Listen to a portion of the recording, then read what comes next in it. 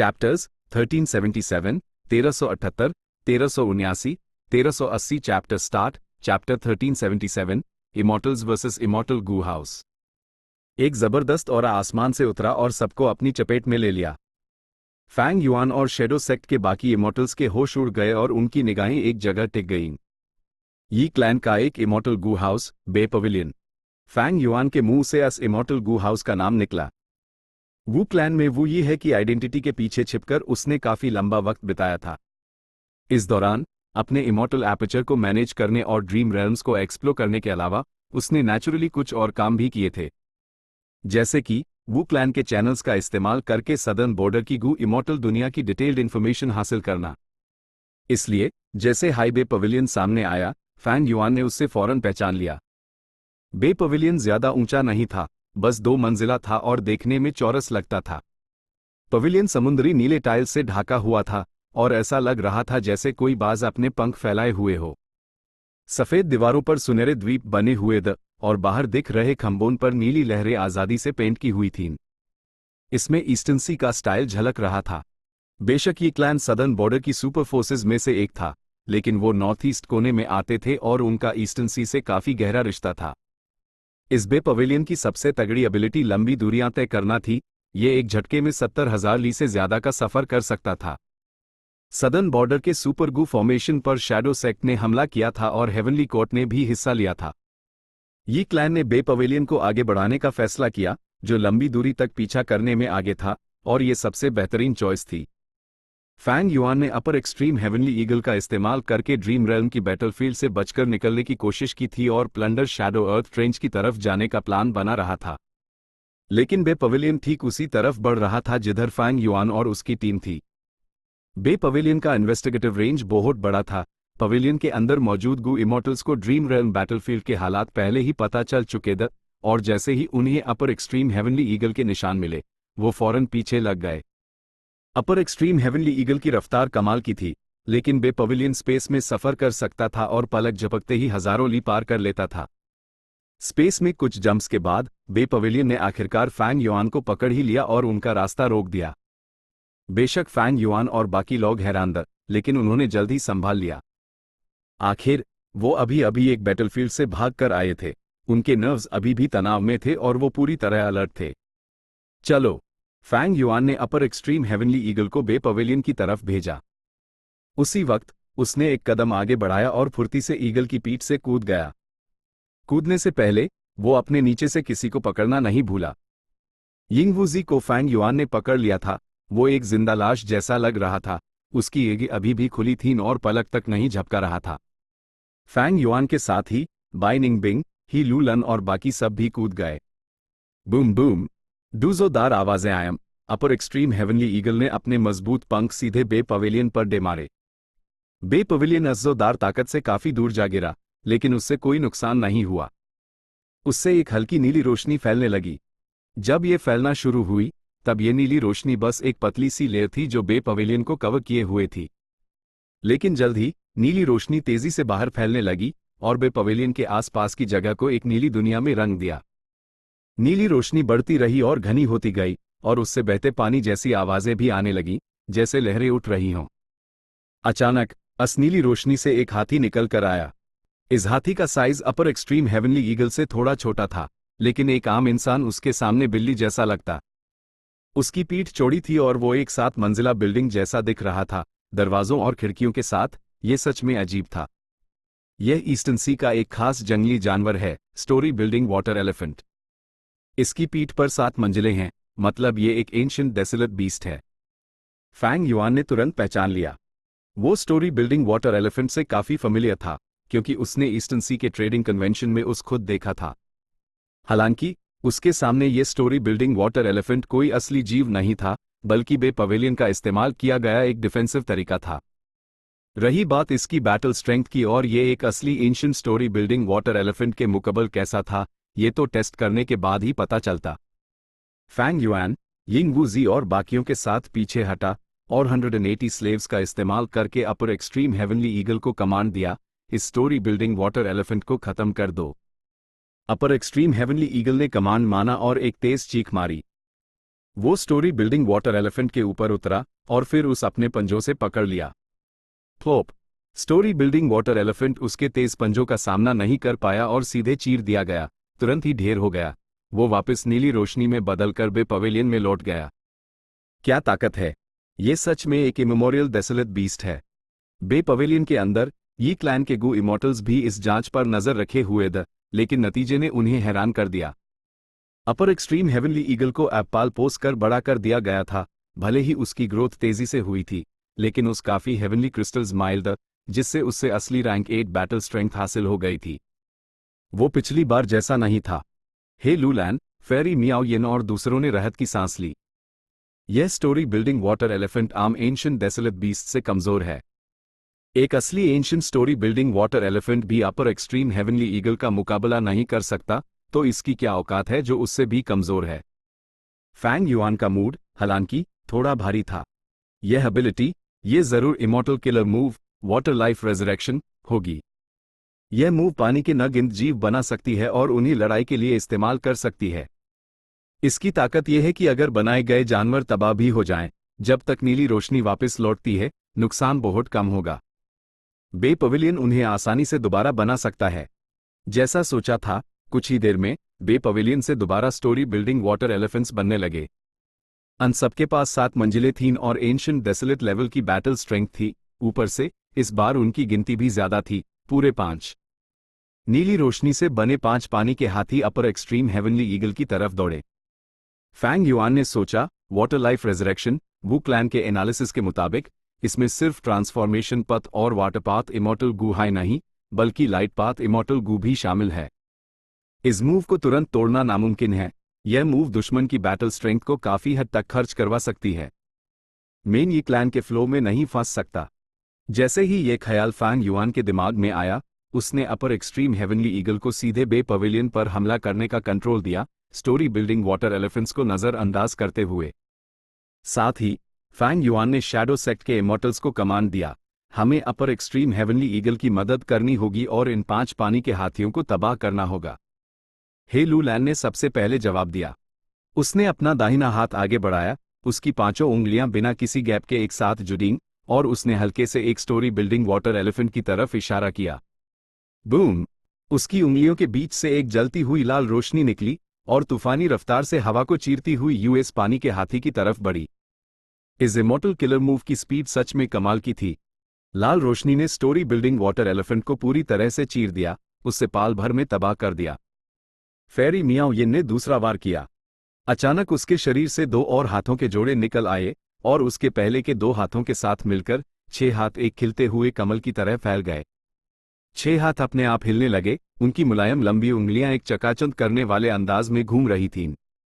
डिंग डिंग, डांग डांग, cling cling, clang clang. उसकी उंगलियों के हिलने के साथ जब भी वो एक दूसरे से टकराती, तेज आवाजें सुनाई देती थीं। साथ ही 3 वाटर एलिफेंट्स के चारों तरफ घनी, पारदर्शी साउंड वेव्स दिखने लगी। साउंड वेव्स तेजी से आयम और उतनी ही तेजी से गायब हो गईं। तीनों वाटर एलिफेंट्स साउंड वेव्स से धक गए, अन पर लगे जख्म तेजी से बढ़ने लगे। वो इधर उधर दौड़ रहे थे, साउंड वेव्स से छुटकारा पाने की कोशिश कर रहे थे, लेकिन साउंड वेव्स साए की तरह उनके पीछे लगी हुई थीं। जल्द ही ये तीनों वाटर एलिफेंट्स भी मारे गए और 3 नीली रोशनियों में बदलकर इमॉर्टल गू हाउस में वापस चले गए। पहले फैंग युआन ने सिर्फ इन 2 इमॉर्टल किलर मूव्स की इंफॉर्मेशन देखी थी, उसने उनका असर नहीं देखा था। लेकिन अब बात अलग थी। ही लूलैन fire path killer move, crimson ray, का इस्तेमाल कर रही है।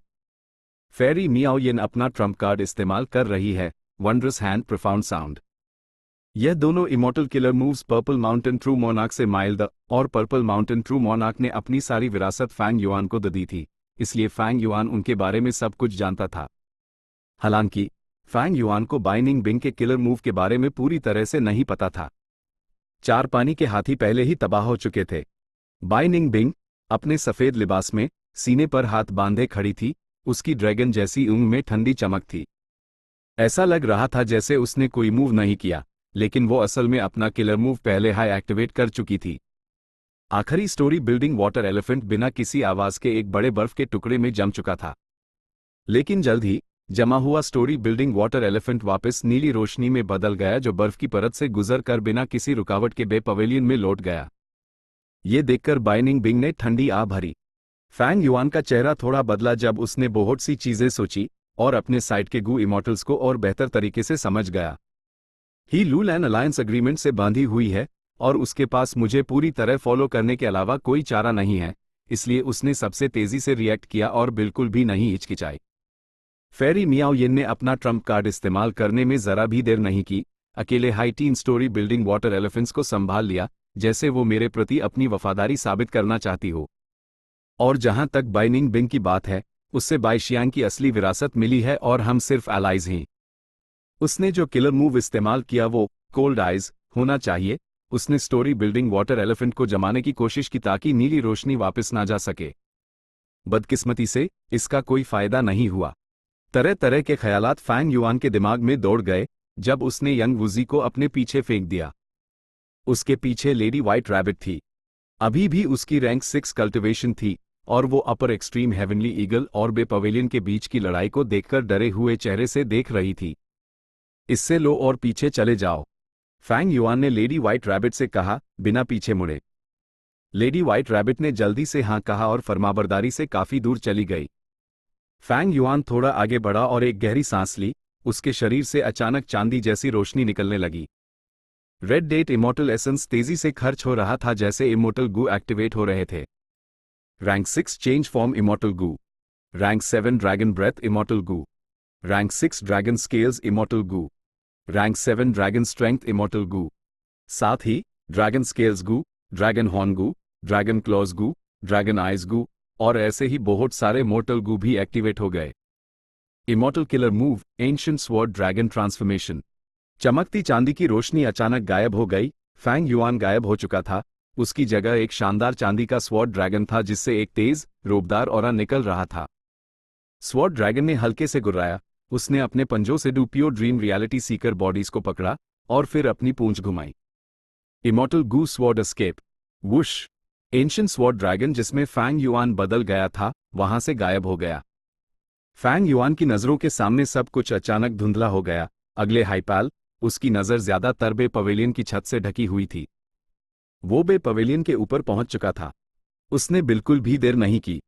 फैंग युआन ने दोनों pure dream reality seeker bodies को गोली की तरह नीचे फेंक दिया। लेडी व्हाइट रैबिट और ग्रुप की हैरान नजरों के सामने do pure dream reality Sikar immortals फट गए और वापस डू ड्रीम रेल्म्स में बदलकर बे पवेलियन को धक लिया।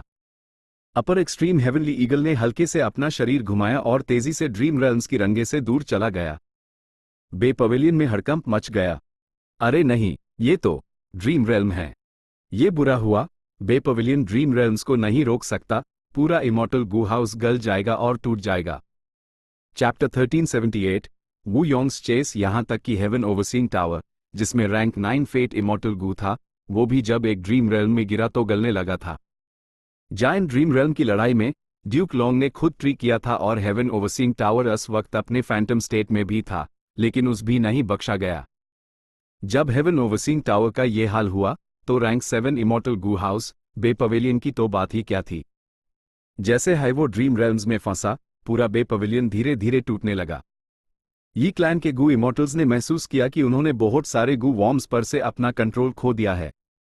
इस हालत ने ये क्लैन के गू इमॉर्टल्स को एक ऐसा झटका दिया जो उन्होंने पहले कभी नहीं महसूस किया था। बिना किसी हिचकिचाहट के उन्होंने बे पवेलियन का सबसे तगड़ा मेथड एक्टिवेट करना शुरू कर दिया। Immortal killer move boundless sea and sky.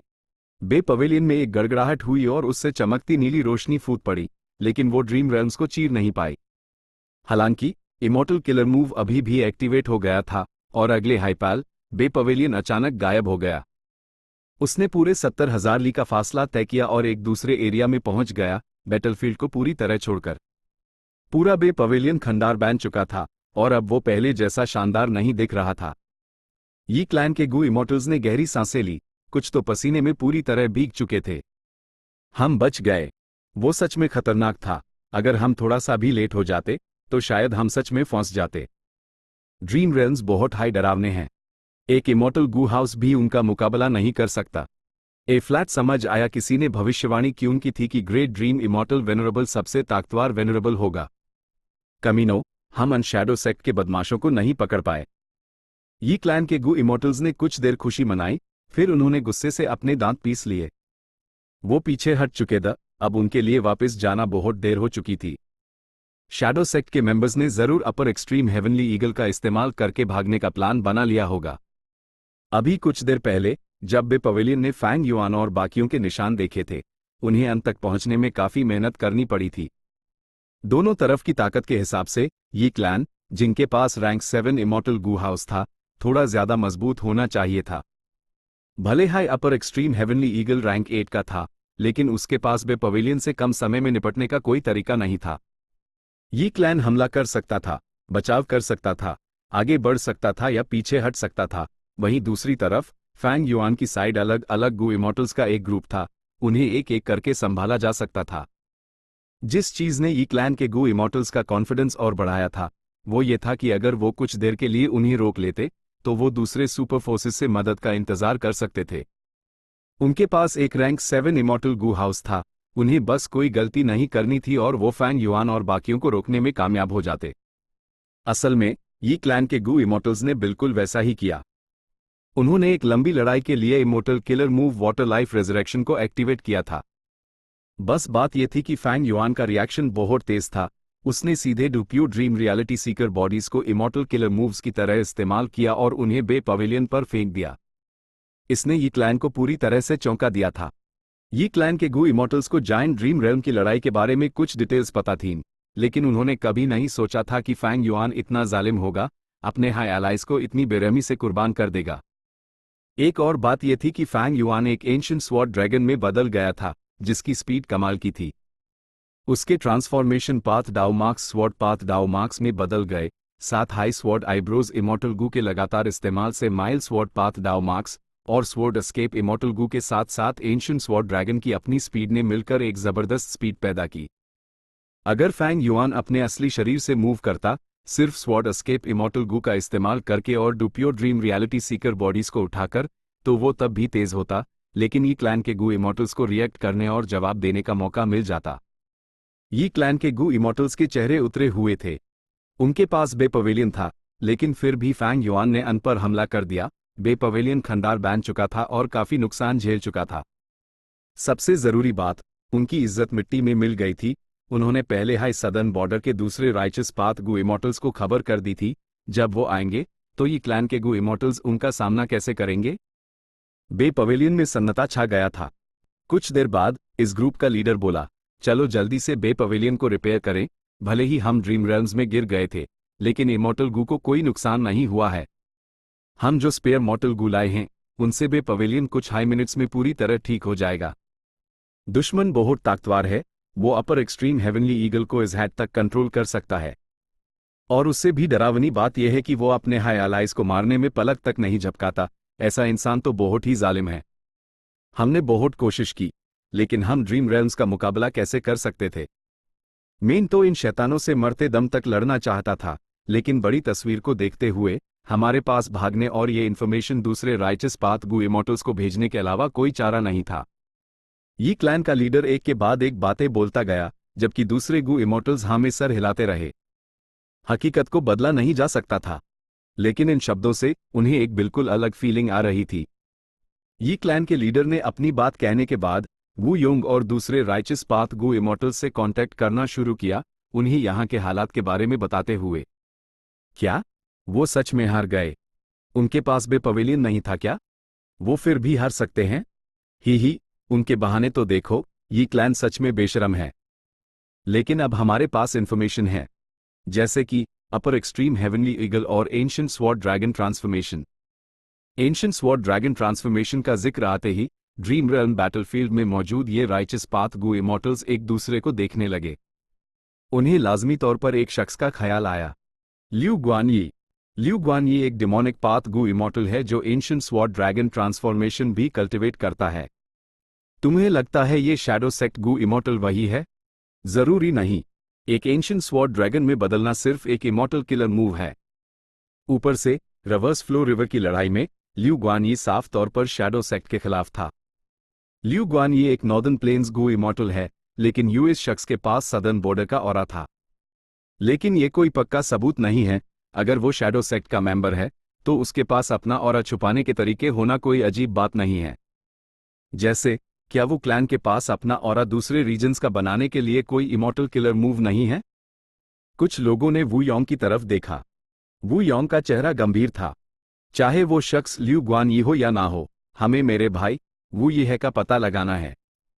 कौन मेरे साथ शैडो सेक्ट का पीछा करना चाहता है? उसने साफ साफ कहा, उसकी आवाज पूरे सीन में फैल गई। लॉर्ड वू योंग कितने नेक दिल हैं, आप अभी भी अपने भाई के लिए चिंतित हैं, ये सच में मुझे इमोशनल कर रहा है। हम चलेंगे। मेन लॉर्ड वू योंग की दिव्या शक्ति देखने के लिए तैयार हूं। दूसरे southern border righteous path Gu immortals ने एक के बाद एक जवाब दिया। पर्पल ब्लड रिवर फॉर्मेशन में वू योंग का परफॉर्मेंस टाइम या शेन ने पूरे सदर्न बॉर्डर के गू इमॉर्टल वर्ल्ड में फैला दिया था। इस इंफॉर्मेशन के फैलने की स्पीड पर कोई शक नहीं कर सकता था। कोई भी गू इमॉर्टल, जब तक वो रैंक 8 तक कल्टिवेट कर लेता, वो हर जगह अटेंशन का सेंटर बन जाता। क्योंकि उनका हर कदम, भले ही अनजाने में हो, उनके आसपास बहुत बड़े और लंबे समय तक चलने वाले असर डालता। वू योंग वू क्लैन का लीडर था और उसने उनका चौथा immortal Gu house, clear jade dripping wind tiny bamboo building, भी दिखाया था, जिसने सदर्न बॉर्डर के गू इमॉर्टल्स को उसकी ताकत का एहसास कराया था। ऊपर से वू क्लैन नंबर 1 पोजीशन पर था, इसलिए वू योंग की पुकार पर कई लोगों ने फौरन हामी भर दी। ये लोग अभी भी चालू हैं, ये मेरे पीछे छुपकर मेरे वू क्लैन को आगे करना चाहते हैं। वू योंग ने मन हाय मन सोचा। वू योंग आमतौर पर एक प्रैक्टिकल फायदे देखने वाला इंसान था, लेकिन अब वो ऐसा नहीं कर सकता था। उससे सरफेस पर थोड़ी कोशिश दिखानी ही थी। उसका छोटा भाई गायब था, एक बड़े भाई के नाते उससे ऐसा दिखना था जैसे उसने अपने भाई को बचाने की पूरी कोशिश की। खासकर जब वो क्लैन के एंसेस्ट्रल हॉल में फैंग युआन से जुड़े लाइफ टैबलेट गू और सोल लैंटर्न गू टूटे नहीं थे। ऊपर से राइचस पाथ के हेड के रूप में उससे पूरी सिचुएशन को संभालना था, वरना सदर्न बॉर्डर के राइचस पाथ के एफए एडन पर आंच आने पर अगर वो आगे नहीं आता तो उसकी और वू क्लैन की इज्जत तेजी से गिरती। नेचुरली, सबसे जरूरी वजह यह थी कि फैंग युआन ने वू क्लैन से CHEH इमॉर्टल गू उधार लिए थे। पूरे CHEH इमॉर्टल गू, और साथ ही 1,00,000 इमॉर्टल एसेंस स्टोन्स की भारी रकम। इन इमॉर्टल गू में से ब्लड लाइन इमॉर्टल गू भी था, जिसे वू योंग ने खुद अप्रूव किया था फैंग युआन को देने से पहले। यहां तक कि वो 1,00,000 इमॉर्टल एसेंस स्टोन्स भी वू योंग ने हाई खुद फैंग युआन को दिलवाए थे। ए फ्लैट जब वू यीहे गायब था, सबसे बड़ी जिम्मेदारी वू योंग के सर पर आ गई थी। अगर वू योंग पीछा नहीं करता तो वो न सिर्फ सदर्न बॉर्डर के राइचस पाथ गू इमॉर्टल्स को कोई जवाब नहीं दे पाता, बल्कि वो वू क्लैन को भी कोई सफाई नहीं दे पाता। फौरन clear jade dripping wind tiny bamboo building ने सदर्न बॉर्डर के एक्सपर्ट्स को लीड किया और अपर एक्सट्रीम हेवनली ईगल की दिशा में पीछा करना शुरू कर दिया।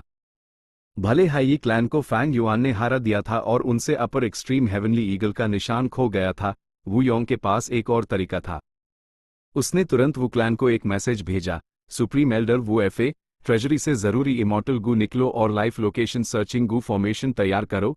वो ये है कि लाइफ टैबलेट गू और सोल लैंटर्न गू को फॉर्मेशन में डालो और उसकी लोकेशन का पता लगाओ। वू एफए वू योंग का विश्वास पात्र था, उसने फौरन ऑर्डर माना और तेजी से काम पर लग गया। वू योंग ने लड़ाई की इन्फॉर्मेशन इकट्ठी की। हेवनली कोर्ट के परफॉर्मेंस के मुताबिक उन्होंने सदर्न बॉर्डर के गू इमॉर्टल्स के खिलाफ कोई कदम नहीं उठाया था, लेकिन उन्होंने जाने से पहले बैटलफील्ड को लूटा था। सदर्न बॉर्डर फोर्सेस के कई इमॉर्टल गू अपने साथ ले गए थे। सदर्न बॉर्डर जरूर सेंट्रल कॉन्टिनेंट से हिसाब चुकता करना चाहेगा। हालांकि फिलहाल वू योंग को वू यीहे को बचाने को प्रायोरिटी देनी थी। हेवनली कोर्ट ताकतवर था, उनसे इमॉर्टल गू वापस लेना मुश्किल होगा। इससे बेहतर था कि शैडो सेक्ट का पीछा किया जाए, जो उतना मजबूत नहीं था, और क्योंकि वू यीहे का लाइफ टैबलेट टूटा नहीं था, हो सकता है उस सच में उन्होंने ही पकड़ा हो। नेचुरली, जब शैडो सेक्ट के पास मेरे लाइफ टैबलेट गू और सोल लैंटर्न गू को तोड़कर मेरी मौत का झूठा मंजर बनाने के इन्फॉर्मेशन पाथ मेथड्स हैं, तो वो शायद वू यीहे को बिना लाइफ टैबलेट गू और सोल लैंटर्न गू को टूटे भी मार सकते हैं। उनका मकसद हमें उनका पीछा करने के लिए उकसाना होगा। वू योंग ने ध्यान से सोचा, ये ख्याल भी उसके दिमाग से गुजरा।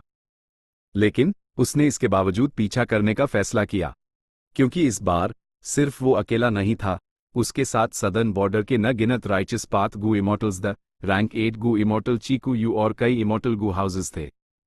इतनी बैटल फोर्स के साथ वू योंग को विश्वास था कि अगर शैडो सेक्ट ने कोई घाट लगाई भी तो वो उन्हें कुचल देगा। एब्सोल्यूट पावर के सामने सारी साजिशें और चालें बेकार होती हैं। उसी समय अपर एक्सट्रीम हेवनली ईगल अपनी पूरी ताकत से उड़ रहा था। ईगल की पीठ पर फैंग युआन पालथी मारे बैठा था। उसकी एल्ड बैंड थी जब वो चुपचाप एक रहस्यमय इमॉर्टल गू को एक्टिवेट कर रहा था। परसीवेबल डाओ। जल्द ही फैंग युआन ने यूज एक्टिवेट करना बैंड कर दिया। उसके चेहरे पर गंभीरता थी। मेरे शरीर पर सच में बहुत सारे information path Dao marks add हो गए हैं। मुझ पर जरूर किसी इन्फॉर्मेशन पाथ किलर मूव से हमला हुआ है। इसके सदर्न बॉर्डर के राइचस पाथ गू इमॉर्टल्स द्वारा किए जाने की संभावना कम है। ज्यादा चांसेस हैं कि यह सेंट्रल कॉन्टिनेंट के हेवनली कोर्ट ने किया है, खासकर फेरी जीवे ने। चाहे जो भी हो, मुझे जल्दी से प्लंडर शैडो अर्थ ट्रेंच पहुंचना होगा और इन्फॉर्मेशन पाथ मेथड्स का इस्तेमाल करके इस इन्फॉर्मेशन पाथ किलर मूव को हाल करना होगा। Chapter 1379 star constellations method white heaven. Boom! एक टावर हवा को चीरता हुआ व्हाइट हेवन में तेजी से उड़ रहा था, अपने पीछे हवा का एक लंबा निशान छोड़ता हुआ। जहां भी वो जाता, आसपास के जानवरों के झुंड खतरा महसूस करके भाग जाते, क्योंकि ये टावर एक TVR रैंक 9 ऑरा छोड़ रहा था। यह हेवन ओवरसीइंग टावर था। जायंट ड्रीम रन की लड़ाई के बाद हेवनली कोर्ट ने सदर्न बॉर्डर के सुपर गू फॉर्मेशन को लूट लिया था, सारे गू वॉर्म्स अपने साथ ले जाकर। अभी हेवन ओवरसीइंग टावर को सेंट्रल कॉन्टिनेंट के कई गू इमॉर्टल्स ने उसकी असली हालत में रिपेयर कर दिया था। टावर के सबसे ऊपर सिर्फ ड्यूक लॉन्ग और फेरी जीवे थे। लगता है सदर्न बॉर्डर के व्हाइट हेवन पर लक सप्रेशन हेवनली पैलेस का कोई असर नहीं हुआ है। फेरी जीवे ने बाहर की दुनिया को देखना बैंड किया और ड्यूक लॉन्ग की तरफ मुड़ी। उसके खूबसूरत चेहरे पर चिंता की एक लकीर दिख रही थी। ड्यूक लॉन्ग जमीन पर पालथी मारे बैठे थे। उनकी भूख कास कर सिकुड़ी हुई थी और उनका चेहरा पीला पड़ गया था। उनका एक्सप्रेशन वक्त वक्त पर बेहद कठोर हो जाता। उनका मजबूत शरीर एक चट्टान जैसा था। भले ही वो बैठे हुए थे, उनसे एक विशाल स्तंभ जैसा एहसास हो रहा था जो आसमान को सहारा दे सकता था। सच में स्पेक्ट्रल सोल डेमन वेनरेबल के लायक है। उनकी एक छोटी सी बची हुई आत्मा भी लॉर्ड ड्यूक लॉन्ग के लिए इतनी बड़ी मुसीबत बन सकती है। Lord Duke long heavenly court के लिए लाइफ और डेथ का दरवाजा लेना चाहते थे, लेकिन किसे पता था कि यूज स्पेक्ट्रल सोल इस्तेमाल कर लेगा। फेरी जीवे एक तरफ चिंतित थी तो दूसरी तरफ ड्यूक लॉन्ग के लिए प्रशंसा से भरी हुई थी। इस सफर में हेवनली कोर्ट ने नॉर्दर्न प्लेन्स में हुई हार का कलंक धो दिया था। उन्होंने बैटलफील्ड में तूफान मचा दिया था और स्पेक्ट्रल सोल को बंदी बना लिया था। ये ज्यादातर ड्यूक लॉन्ग का योगदान था। ड्यूक लॉन्ग के बिना लड़ा उन्हें बिल्कुल भी इतना शानदार नतीजा नहीं मिल सकता था। जैसे ही वो सोच रही थी, ड्यूक लॉन्ग ने धीरे धीरे अपनी आंखें खोली। लॉर्ड ड्यूक लॉन्ग, क्या दी आपकी कोई मदद कर सकती हूं? फेरी जीवे जल्दी से आगे आए और पूछा। ड्यूक लॉन्ग ने धीरे धीरे अपना सिर हिलाया। चिंता मत करो, स्पेक्ट्रल सोल अब अपनी बेकार आखिरी कोशिश कर रहा है। मैंने सिचुएशन पर कंट्रोल पा लिया है। जैसे ही हम हेवनली कोर्ट वापस लौटेंगे और हेवनली कोर्ट की शक्ति का इस्तेमाल करेंगे, हम उस आसानी से दबा सकते हैं। ये अच्छा हुआ। इस स्पीड के हिसाब से हमारे पास काफी समय होना चाहिए। फेरी जीवे ने राहत की सांस ली। हालांकि ड्यूक लॉन्ग ने आगे कहा, लेकिन हमें न होने के लिए तैयार रहना होगा। अगर मेरी आत्मा स्पेक्ट्रल सोल ने निगल ली तो वो ज्यादातर मेरा रूप धरने की कोशिश करेगा। इसलिए जैसे ही हम हेवनली कोर्ट लौटेंगे, मुझे तुरंत बंदी बनाकर सील कर देना और फिर हेवनली कोर्ट के हर तरीके का इस्तेमाल करके एक डिटेल जांच करना। अगर मेन स्पेक्ट्रल सोल को दबा देता हूं तो मैं नेचुरली कोऑपरेट करूंगा। अगर स्पेक्ट्रल सोल ने मुझे निगल लिया तो वो इस वक्त पकड़ा जाएगा। अगर वो ढोंग करता रहता है और हेवनली कोर्ट द्वारा सील किए जाने का विरोध नहीं करता तो वो एक बाली का बकरा बन जाएगा। ड्यूक लॉन्ग ने सब कुछ सोच लिया था, स्पेक्ट्रल सोल को जरा सा भी मौका न देते हुए। फेरी जीवे ने तुरंत हामी भर दी। कुछ देर की खामोशी के बाद ड्यूक लॉन्ग ने पूछा, फैंग युआन के बारे में क्या सिचुएशन है?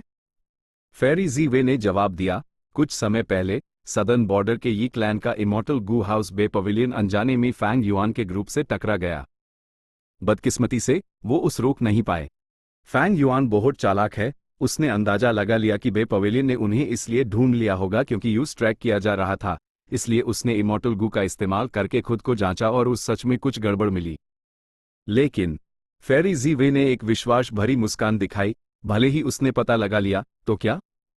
मेरा investigative killer move immortal Gu house star constellation chessboard की मदद से एक्टिवेट किया गया था। ये वो तरीका था जो स्टार कॉन्स्टलेशन इमॉर्टल वेनरेबल ने अतीत में इस्तेमाल किया था। ये ठीक है। ड्यूक लॉन्ग को तसल्ली हुई और उसने धीरे धीरे अपनी उंगली फिर से बैंड कर ली। Southern border. Upper extreme heavenly eagle Fang Yuan और बाकियों को लेकर तेजी से उड़ रहा था। एक तेज ईगल की चीख पूरे आसमान में गूंज उठी, जिसने आसपास के एक बड़े इलाके के सभी पक्षियों को डरा दिया। सफर बिना किसी रुकावट के था, उन्होंने बे पवेलियन को दोबारा नहीं देखा। शैडो सेक्ट के इमॉर्टल्स ने थोड़ी राहत की सांस ली। उनकी नजरों में धीरे धीरे एक अर्थ ट्रेंच दिखने लगी। वो अर्थ ट्रेंच गहरी और अंधेरी थी, उसकी गहराई नहीं देखी जा सकती थी। भले ही दिन धूप वाला था, अर्थ ट्रेंच अंधेरे से भरी हुई थी। यह है प्लंडर शैडो अर्थ ट्रेंच। फैंग युआन खड़ा हुआ और प्लंडर शैडो अर्थ ट्रेंच के पूरे नज़ारे को नीचे देखा। जब यंग वूजी शैडो सेक्ट को लीड कर रहा था, फैंग युआन ने उनका नॉर्दर्न प्लेन्स तक पीछा किया था, जहां उन्होंने पर्पल माउंटेन ट्रू मोनार्क को जगाया था। रिवर्स फ्लो रिवर की लड़ाई के बाद पर्पल माउंटेन ट्रू मोनार्क ने शैडो सेक्ट के बचे हुए लोगों को नॉर्दर्न प्लेन्स से ईस्टर्न सी तक लीड किया, फिर सदर्न बॉर्डर आए। यह प्लंडर शैडो अर्थ ट्रेंच उनका टेम्पररी हेडक्वार्टर्स था। जायंट ड्रीम रन की लड़ाई के बाद फैंग युआन की वो ये है कि आइडेंटिटी एक्सपोज हो चुकी थी। भले हाई हेवनली कोर्ट ने यूज एक्सपोज ना किया होता, ये झूठी आइडेंटिटी अब और इस्तेमाल नहीं की जा सकती थी।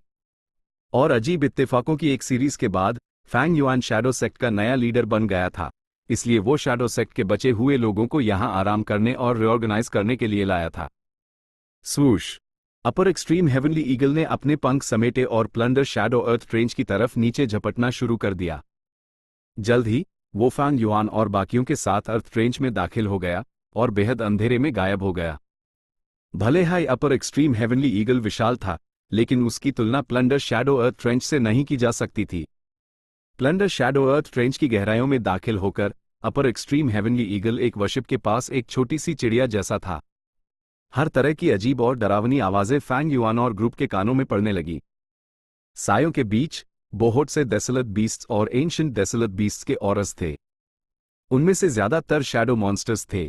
शैडो मॉन्स्टर्स एक तरह के जानवर थे जो आमतौर पर उन जगहों पर पैदा होते थे जहां डार्क पाथ डाउ मार्क्स घने होते थे। प्लंडर शैडो अर्थ ट्रेंच बिना शक के एक ऐसी ही जगह थी। भले हाई शैडो मॉन्स्टर्स जानवर थे, लेकिन उनके अंदर खतरे से बचने की न कहीं प्रवृत्ति थी। अपर एक्सट्रीम हेवनली ईगल के इमेमोरियल ऑरा ने उन्हें डरा दिया और वो फैंग युआन के भगाने की जरूरत के बिना ही खुद ही बिखर गए। फैंग युआन और बाकी लोग आसानी से अपनी मंजिल तक पहुंच गए। यह प्लंडर शैडो अर्थ ट्रेंच का सबसे गहरा इलाका नहीं था, बल्कि एक खड़ी पहाड़ की दीवार में एक गुफा थी। गुफा का प्रवेश द्वार चौड़ा था, यहां तक कि अपर एक्सट्रीम हेवनली ईगल भी थोड़ी मुश्किल से अंदर घुस सकता था। जब वो गुफा में दाखिल हुए, फैंग युआन और बाकी लोग ईगल से उतर गए। फैंग युआन ने अपर एक्सट्रीम हेवनली ईगल को वापस अपने इमॉर्टल एपर्चर में रख लिया जब वो गुफा के अंदर गया। पर्पल माउंटेन ट्रू मोनार्क की विरासत के साथ फैंग युआन के लिए में एरिया तक पहुंचना बाएं हाथ का खेल था और उस यहाँ के गू फॉर्मेशन पर कंट्रोल हासिल करने में कोई रुकावट नहीं हुई। ये गू फॉर्मेशन काफी अच्छा है। ये यहाँ के घने डार्क पाथ डाउ मार्क्स का इस्तेमाल करके बनाया गया है।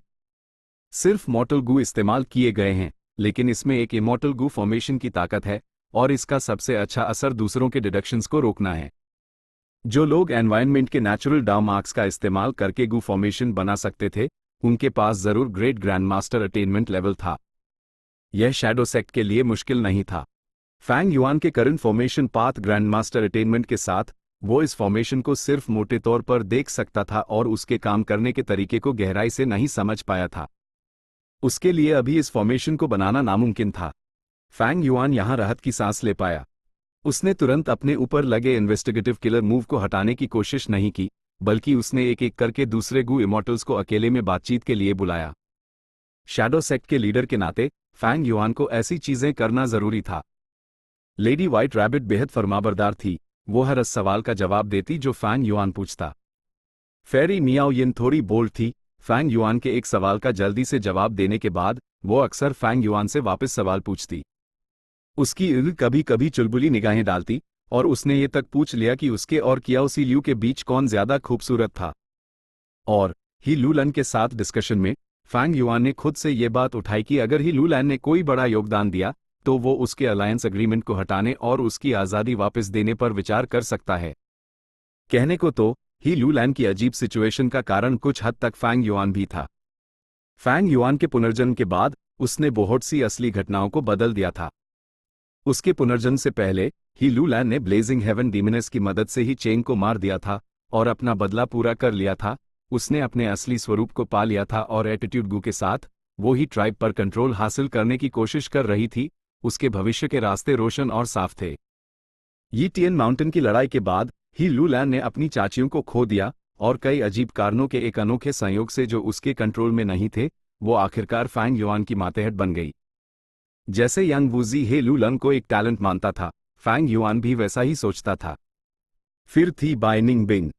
भले ही तुम मुझे ढूंढने नहीं आते, मैं तुम्हें ढूंढने वाली थी, बाय निंग बिंग ने पहले कहा।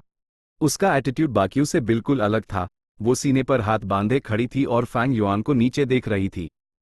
तुमने हेवनली कोर्ट को अपना दुश्मन बना लिया है, सदर्न बॉर्डर का राइचस पाथ भी तुम्हें नहीं छोड़ेगा। अब तुम्हारा क्या प्लान है? बाय निंग बिंग ने पूछा। उसने भी जायंट ड्रीम रेल्म की लड़ाई में हिस्सा लिया था और अब वो फैंग युआन के हाई कैंप में थी। सदर्न बॉर्डर का राइचस पाथ यूज भी नहीं छोड़ेगा। पहले शैडो सेक्ट के रिसोर्सेस से माइल एफ एडन को प्रोसेस करूंगा, फिर मेन स्टेप बाय स्टेप सोचूंगा, फैंग युआन ने कहा। जायंट ड्रीम रेल्म चला गया था और वो ये है कि आइडेंटिटी एक्सपोज हो गई थी। फैंग युआन ने ये कल्टिवेशन शॉर्टकट खो दिया था। हालांकि शैडो सेक्ट का लीडर बनने के बाद फैंग युआन को जो मिला था वो उसके नुकसान से कहीं ज्यादा था। Chapter 1380 location exposed. Shadow sect भले ही पूरी तरह से हार चुका था, स्पेक्ट्रल सोल पकड़ा गया था और सिर्फ यंग वूजी और sixth hair high viable split souls के तौर पर बचे थे, लेकिन उसके पास अभी भी बहुत सारे रिसोर्सेज बचे हुए थे। इमॉर्टल गू और इमॉर्टल मटेरियल्स सिर्फ एक छोटा सा हिस्सा दी। असली चीजें थीं immortal Gu recipes, immortal killer moves, immortal Gu houses और इसी तरह की चीजें। इमॉर्टल गू रेसिपीज की भारी मात्रा थी, अनगिनत इमॉर्टल किलर मूव्स दी और यहां तक कि इमॉर्टल गू हाउसेज के 12 कंस्ट्रक्शन प्लान्स भी थे। Profound ice house, unbreakable iron fortress, blood river chariot, nightmare castle, green wave pavilion, weaving cocoon manor, golden altar, regret pool, sacred feather city. हर तरह की असली विरासतों के सुराग भी थे, जैसे कि बाई शियांग की असली विरासत, यहां तक कि 5 शियांग्स का राज, नीले ड्रैगन वेल में पैराडाइज अर्थ की असली विरासत, रेड लोटस की असली विरासत के सुराग, रेकलेस सेविज की असली विरासत के सुराग।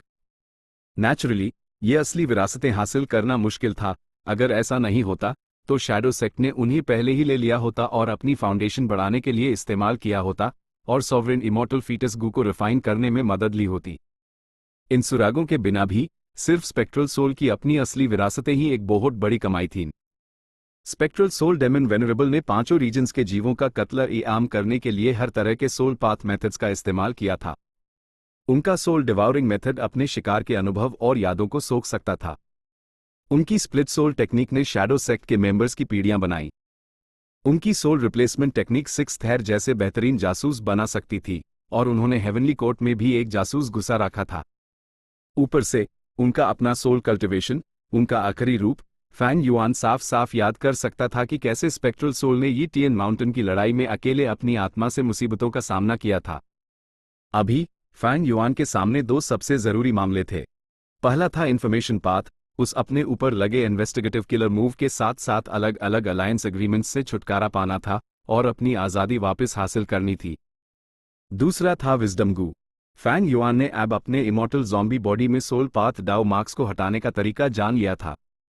इस वक्त वो विजडम गू की मंजूरी वापस पा सकता था और लाइट ऑफ विजडम की जबरदस्त मदद हासिल कर सकता था।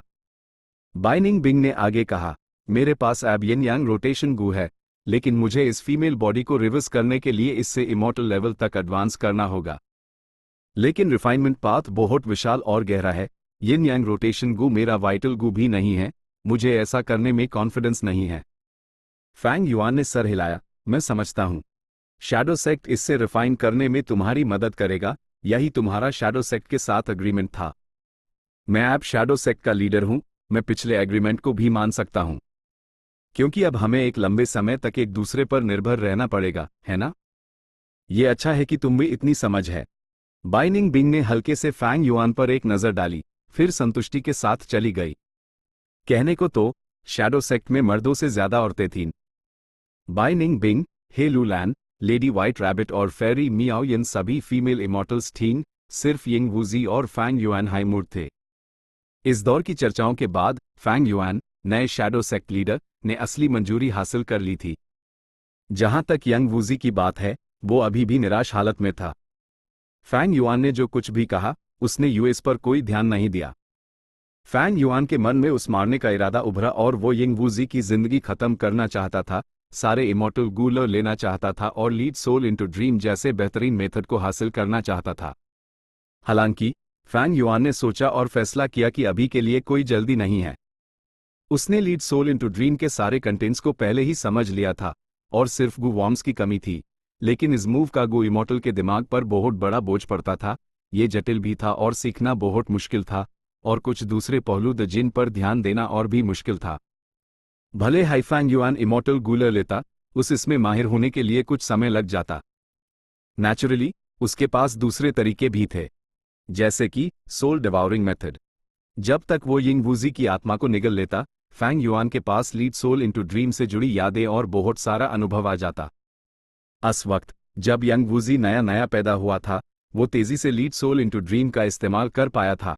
वो इसलिए क्योंकि असली स्प्लिट सोल में इससे जुड़ी बहुत सारी यादें थीं। एक और वजह भी थी, sixth hair. Sixth hair Lang Ya blessed land में शैडो सेक्ट द्वारा रखा गया एक जासूस था। फैंग युआन ये पहले से जानता था, लेकिन फैंग युआन के शैडो सेक्ट का लीडर बनने के बाद वो ये नहीं कह सकता था कि यूज सिक्स्थ हेयर की मंजूरी मिलेगी या नहीं। सिक्स्थ हेयर स्पेक्ट्रल सोल की स्प्लिट सोल्स में से एक था, जो लंग या ब्लेस्ड लैंड में घुसपैठ कर चुका था और धीरे धीरे एक रिफाइनमेंट पाथ गू इमॉर्टल बन गया था। उसका और फैंग युआन का दुश्मनाना रिश्ता था। अब अचानक से फैंग युआन शैडो सेक्ट का लीडर बन गया था। भले ही ये पर्पल माउंटेन ट्रू मोनार्क की मर्जी थी, क्या सिक्स्थ हेयर इसे काबूल करेगा? फैंग युआन को कॉन्फिडेंस नहीं था। सबसे जरूरी बात, सिक्स्थ हेयर शैडो सेक्ट के किसी अलायंस अग्रीमेंट से बंधा हुआ नहीं था। वो ऐसा नहीं कर सकता था। अगर उसके पास कोई इंफॉर्मेशन पाथ अलायंस अग्रीमेंट होता, तो लैंग या लैंड स्पिरिट यूज आसानी से देख लेता, उसकी आइडेंटिटी एक्सपोज हो जाती। आखिरकार, चाहे कोई भी लंग या लैंड स्पिरिट हो, वो दोनों हाई रिफाइनमेंट पाथ एक्सपर्ट्स थे। उनके पास नेचुरली इमॉर्टल मटेरियल्स में डाउ मार्क्स को देखने के हर तरह के तरीके थे। फैंग युआन को नहीं पता था कि सिक्स्थ हेयर का क्या रुख होगा, लेकिन वो समझता था कि अगर उसने बेपरवाही से यिंग वूजी को कुर्बान कर दिया और उसके गू वॉर्म्स ले लिए, तो सिक्स्थ हेयर के यूज मानने की उम्मीद बहुत कम होगी। सिक्स्थ हेयर की अपनी कोई खास वैल्यू नहीं थी, लेकिन वो लंग या सेक्ट का मेंबर था। अगर सही से इस्तेमाल किया जाए, तो कौन कह सकता है कि वो भविष्य में पूरे लैंग या सेक्ट को उखाड़ फेंकने में फैंग युआन की मदद नहीं करेगा। फैंग युआन इस संभावना को फिलहाल खोना नहीं चाहता था। फायदे नुकसान से ज्यादा नहीं थे, इसलिए फैंग युआन ने लेडी व्हाइट रैबिट को यंग वूजी पर नजर रखने के लिए चुना, जबकि वो खुद अपने ऊपर लगे इन्वेस्टिगेटिव किलर मूव को हाल करने के लिए क्लोज्ड कल्टिवेशन में चला गया। जब पर्पल माउंटेन ट्रू मोनार्क के इमॉर्टल गू फैंग युआन के हाथों में आए, तो वो एक कंप्लीट सेट नहीं थे। हालांकि इन गू वॉर्म्स से मुश्किल से एक इमॉर्टल किलर मूव बन सकता था, जिसका नाम था विजडम बैलेंसेस कैलेमिटी, जो अपने ऊपर आने वाले छिपे खतरों को दूर कर सकता था। भले ही ये उसकी जरूरतों के लिए खास तौर पर नहीं था, लेकिन ये सबसे तगड़ा मेथड था जो फैंग युआन अभी इस्तेमाल कर सकता था। फैंग युआन ने कभी विजडम बैलेंसेस कैलेमिटी का इस्तेमाल नहीं किया था, लेकिन खुशकिस्मती से इसका स्ट्रक्चर सिंपल था। इसमें कम इमॉर्टल गू इस्तेमाल होते थे और इसके स्टेप्स भी सिंपल थे। अगर ये एक जटिल किलर मूव होता, तो फैंग युआन इतनी आसानी से इसे ट्री करने का फैसला नहीं करता। रेड डेट इमॉर्टल एसेंस खर्च होना शुरू हो गया जब गू वॉर्म्स फैंग युआन के विचारों और मर्जी के मुताबिक एक्टिवेट हुए। थोड़ी देर बाद फैंग युआन के शरीर से एक रहस्यमयी रोशनी फैल गई। बम! अगले हाइपैल, रहस्यमयी रोशनी अचानक से ढेर हो गई, एक दबी हुई आवाज पैदा करते हुए। फैंग युआन का शरीर हल्का सा कांपा, उसकी नाक से खून की 2 धारें बहने लगी। एक्टिवेशन फेल हो गया था। हालांकि यह सिचुएशन फैंग युआन की उम्मीदों के अंदर थी। नए किलर मूव्स को सफलतापूर्वक एक्टिवेट करने से पहले कई बार ट्राई करना पड़ता है। मैनस बिफोर, फैंग युआन जल्दी से अपनी प्राइम स्टेट में वापस आया और दोबारा कोशिश करने लगा। दूसरी कोशिश फेल, तीसरी कोशिश फेल, 5वीं कोशिश छाती कोशिश फेल। जब Fang Yuan killer move activate कर रहा था, सदर्न बॉर्डर के वू क्लैन में सुप्रीम एल्डर वू एफए एक छोटे गू फॉर्मेशन का सामना कर रहा था। यह गू फॉर्मेशन सिर्फ एक पानी के मटके के साइज का था, लेकिन इसमें 1000 गू वॉर्म्स इस्तेमाल हुए थे। गू फॉर्मेशन जमीन पर फैला हुआ था और यूज 3 दूसरे वू क्लैन गू इमॉर्टल्स कंट्रोल कर रहे थे, जो लगातार अपना इमॉर्टल एसेंस डाल रहे थे। गू फॉर्मेशन एक्टिवेट हुआ और एक भंवर की तरह तेजी से घूमने लगा। तैयार? वू एफए ने पूछा। तीनों वू क्लैन गू इमॉर्टल्स ने हल्के से सर हिलाया। उनका पूरा ध्यान इस इमॉर्टल गू फॉर्मेशन को कंट्रोल करने पर था। वू एफए ने धीरे से अपना हाथ खोला, जिसमें 2 मॉर्टल गू थे, एक लाइफ टैबलेट गू और एक सोल लैंटर्न गू। उसने ध्यान से इन 2 गू वॉर्म्स को गू फॉर्मेशन में फेंक दिया। यह 2 मॉर्टल गू तेजी से भंवर में समा गए और गायब हो गए। भंवर के घूमने की रफ्तार अचानक कई गुना बढ़ गई। तीनों वो क्लैन गू इमॉर्टल्स के माथे पर पसीना आ गया, उनके चेहरे पीले पड़ गए और उनके शरीर कांपने लगे। कुछ देर तक जारी रखने के बाद 2 गू इमॉर्टल्स सीधे जमीन पर गिर गए, बेहोश। आखिरी बचा हुआ शख्स ने धीरे धीरे अपनी एलू खोली और बेहद थकान के साथ एक लोकेशन बताई। वू एफए ने जल्दी से ये लोकेशन वू योंग को भेजे दी। वू यी है को शायद शैडो सेक्ट ने बंदी बना लिया है, क्योंकि उसका लाइफ टैबलेट गू टूटा नहीं है। हम इस जरूरी सुराग का इस्तेमाल करके शैडो सेक्ट का ठिकाना ढूंढ सकते हैं। प्लंडर शैडो अर्थ ट्रेंच। ये सोचते हुए वू योंग ने सदर्न बॉर्डर के राइचस फोर्सेस को आवाज दी, मुझे एक सुराग मिला है, मेरे पीछे आओ। प्लंडर शैडो अर्थ ट्रेंच। फैंग युआन का चेहरा उतरा हुआ था। विजडम बैलेंसेस कैलेमिटी सच में मेरे ऊपर लगे इन्वेस्टिगेटिव किलर मूव को नहीं तोड़ सकता? लगता है मुझे कोई ज्यादा तगड़ा मेथड इस्तेमाल करना पड़ेगा। इसी समय ही लू लैंड की आपातकालीन आवाज फैंग युआन के कानों तक पहुंची, हालात ठीक नहीं हैं। प्लंडर शैडो अर्थ ट्रेंच का गू फॉर्मेशन अचानक टूट गया। ये दूसरों के डिडक्शंस को रोक सकता था। लगता है हमारी लोकेशन एक्सपोज हो गई है। मुझे पहले से पता है। फैंग युआन हैरान नहीं था। वो इस गू फॉर्मेशन के कंट्रोल में था। गू फॉर्मेशन में कोई भी समस्या उस तुरंत पता चल जाती। फैंग युआन आने वाले खतरे से घबरा नहीं रहा था, उसने पहले ही एक रास्ता सोच लिया था। सब लोग यहां आओ, हमें ancient battle formation omni directional travel की प्रैक्टिस करनी है। Chapter and.